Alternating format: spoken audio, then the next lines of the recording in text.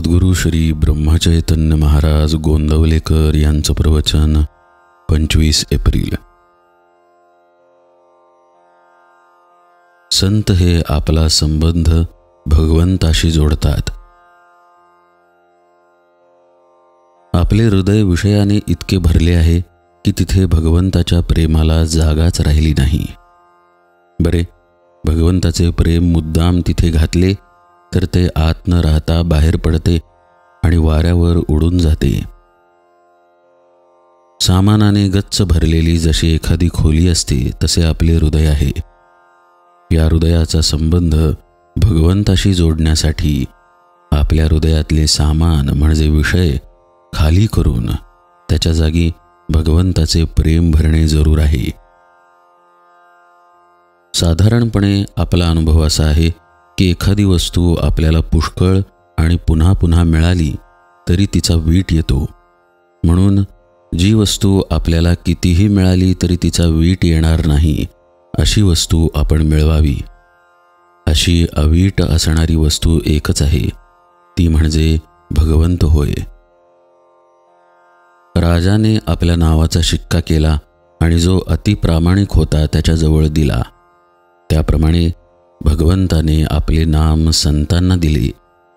त्यामुळे संत जे करतील त्याला मान्यता देणे भगवंताला जरूरच आहे। आपण आणि संत यांच्यामध्ये मनुष्य या दृष्टीने फरक नाही, पण फरक आहे तो हा की संत हा जसे बोलतो तसे वागतो, तर आपण बोलतो चांगले आणि वागतो मात्र त्याच्या उलट। आपल्या स्वार्थाच्या आड कोणी आले की आपण वाईट बोलतो। ज्याच्यावर आपण प्रेम करतो त्याच वस्तूवर दुसऱ्याने प्रेम केले तर आपण त्याला नावे ठेवतो। आपण नुसती नीतीची तत्वे जेव्हा सांगतो तेव्हा अगदी चांगले बोलतो, पण वागताना मात्र उलट वागतो। यासाठी आपण अशी कृती करूया की आपल्याला नंतर तसे बोलता येईल।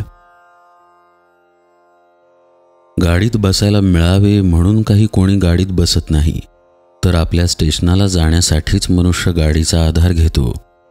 तसा मोठमोठ्या संतांनी प्रपंच केला खरा, परंतु तो सुखासाठी केला नाही।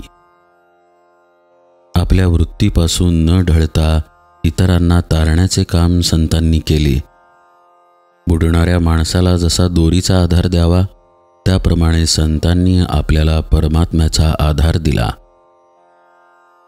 चंदनाच्या झाडाजवळच्या झाडांना जसा चंदनाचा वास लागतो त्याप्रमाणे संतांजवळ राहतो तोही संतच बनतो। काही कष्ट न करता परमार्थ साधणे हेच सत्संगतीचे महत्त्व आहे। आपण प्रपंचात इतके खोल जातो की संतांची हाकच ऐकू येत नाही। ती ऐकू येईल इतक्या तरी अंतरावर असावे। जानकी जीवन स्मरण जय जय राम।